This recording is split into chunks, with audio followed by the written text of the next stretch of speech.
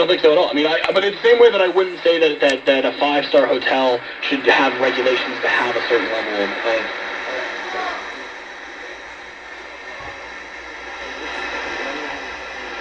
third-party accredited. Regulations about you must have your pillow turned down every time you stay in a five-star hotel. That would just be ridiculous. Well, I think there should be a standard of at least, having one nutritionist, or make sure that there's a bath taken like a few days or whatever. It's some sort of standard. I'm still an advocate of this sort of... So why here? Why would you want that sort of standard here and not in any other business in China? Would you purport that every restaurant in China must have 5 servers per sort of standards that make sure that we don't use gutter oil, make sure that there isn't, make sure that the stuff that is being delivered is good. Right, but those are health and food and safety standards that would apply to everybody, not just to 200,000 RMB things. A nutritionist, now you're getting into determining what service a provider is providing. And that's market interference in a way that is just ridiculous. I mean, maybe that's what I want, but then I'm going to go to a place and tell them that for my 200,000 RMB, I want a nutritionist. Sometimes I think it's just like the other day we're talking about the fortune tellers, that it's really buyer beware.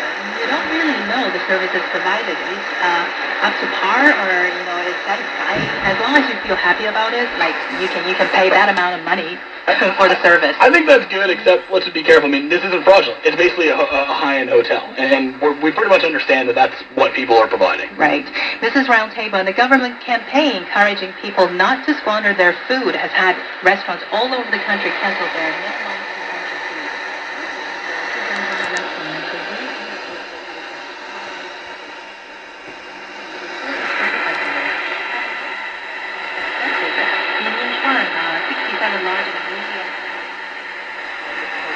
join the campaign and cancel the minimum consumption fees.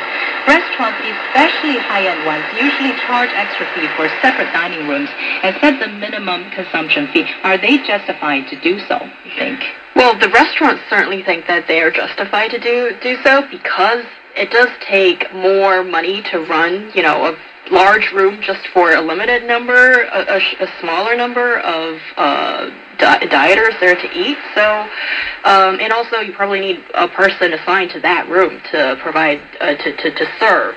So those kind of things, I can understand. But I think where this policy or it comes from is really because when these private rooms are being charged at very high prices, it's actually a higher price than the food you order.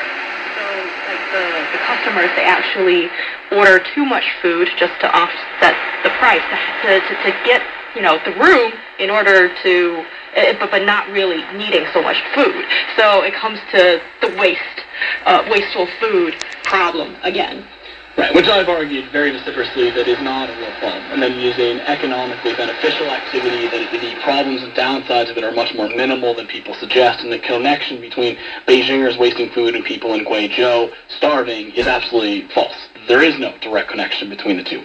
Minimum charging or minimum consumption rates or service fees or special service, namely,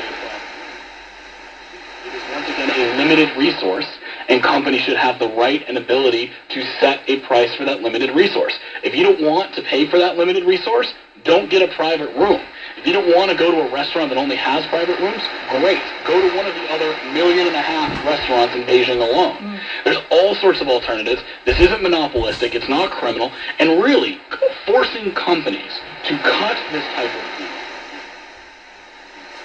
from a government level, that is outrageous. Well, also they're saying that canceling this minimum consumption rate has something to do with, stop wasting food. And do you think that this kind of practice is the really big important reason for people to waste food? Probably not.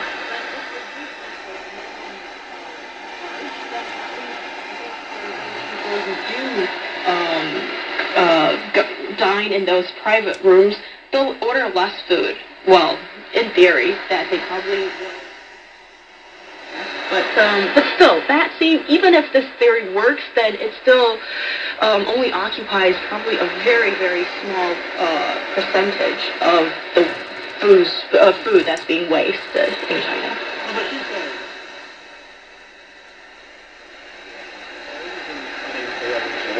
And you're cutting the revenue to farmers because the restaurant is buying less food, and when you're cutting revenue to farmers, you're cutting the income of the rural child, which is something the government doesn't get when they do it.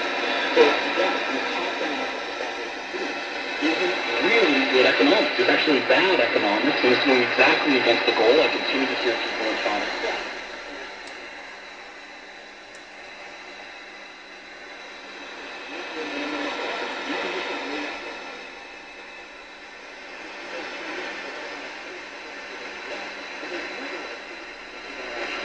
And then apparently, because they don't want to take a doggy bag, they don't actually take the food with them. I mean, if there was really all of this, again, is just interference in what should be market mechanism. If you don't want to be caught in this, don't have a private room. Don't order it. It should cost you more because you are getting something special that other customers are not. Sure, and talking about wasteful, I think there are other trying to try the half portion dish that can actually, cutting the revenue of the restaurant, cutting the rest of it to the rural areas.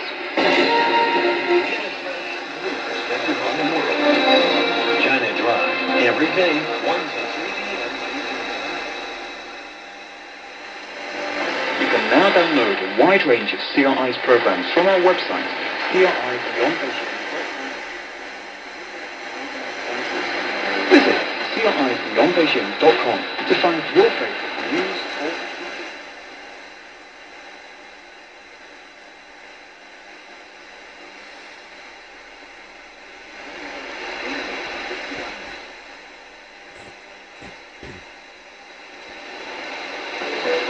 China Radio International.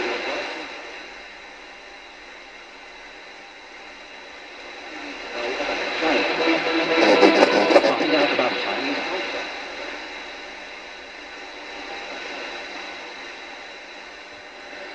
CRI's exciting English radio programs online through our official website. Dzięki, tam do Przemyśla też macie czysto.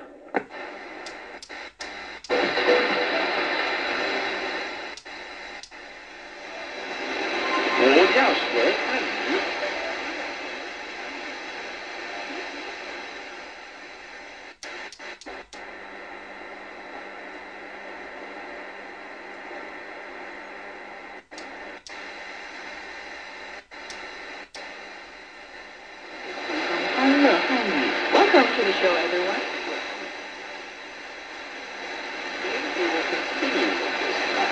Let's get started.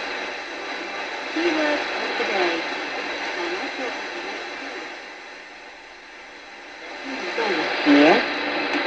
The pants suit you very well. 裤子很适合你，很有品味。That is a very cute word. 裙子很可爱。All in today's Chinese studio. Yeah, Jeff, we learned how to say I like in Chinese. I remember it's 喜欢, right? Well, let's say you like someone's athletic shoes. I know shoes in Chinese is 鞋, right? Exactly. 鞋, shoes. Then what's the Chinese for athletic? It's 运动。运动. Athletic shoes in Chinese is 运动鞋。运动鞋.我喜欢 I like. 我喜欢. Then I like your athletic shoes. 我喜欢你的运动鞋。我喜欢你的运动鞋。我喜欢你的运动鞋。是吗？我也觉得很不错。You can also say the pants suit them very well. 很适合你。适合你。Pants in Chinese is 裤子。